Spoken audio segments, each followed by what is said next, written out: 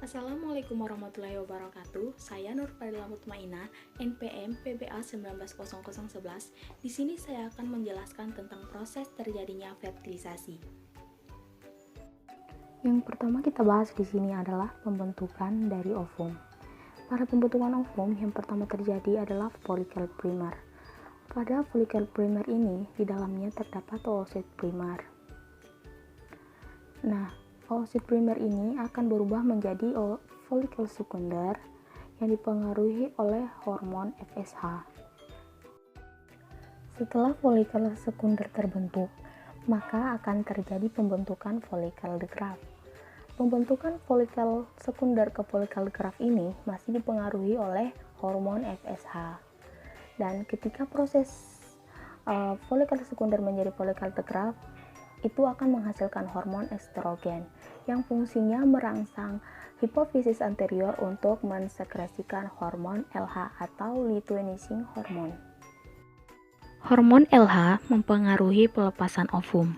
Pelepasan ovum inilah yang nantinya menjadi cikal bakal proses fertilisasi. Selain merangsang terjadinya proses ovulasi, hormon LH juga berfungsi untuk pembentukan korpus luteum. Nah, korpus luteum ini yang akan nantinya memproduksi hormon progesteron. Hormon progesteron ini berfungsi untuk mempertebal dinding rahim yang nantinya pada proses fertilisasi, ovum yang telah dibuahi akan menempel pada dinding rahim. Apabila tidak terjadi pembuahan, maka korpus luteum akan mengalami kerusakan. Setelah terjadi pematangan sel ovum, maka akan terjadi proses ovulasi. Sel telur yang sudah matang akan keluar, kemudian ditangkap oleh Fimbriae dan akan menuju ke tuba Fallopi. Nah, sel ovum yang matang ini nantinya akan menunggu di ampula tuba. Jutaan sperma akan dilepas pada saat puncak senggama.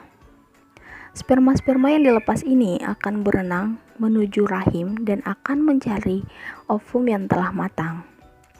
Dari perjalanan ini, tidak banyak sperma yang mati akibat dari asam lendir yang dihasilkan pada organ kewanitaan.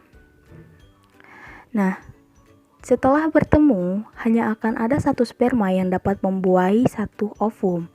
Nah, setelah menembus corona radiata dan zona pellucida, akan terjadi peleburan antara sperma dan ovum. Dan disinilah yang dimaksud dengan proses fertilisasi. Setelah terjadi pembuahan, sel ovum akan membuat benteng agar tidak terjadi pembuahan dengan sperma yang lain. Seiring berjalannya waktu, zigot akan mengalami pembelahan sel. Setelah sampai di rahim, sel akan melekat pada dinding rahim dan mulai membenamkan diri atau bernidasi. Zigot yang berada di rahim akan terus tumbuh dan berkembang menjadi embrio sampai siap lahir.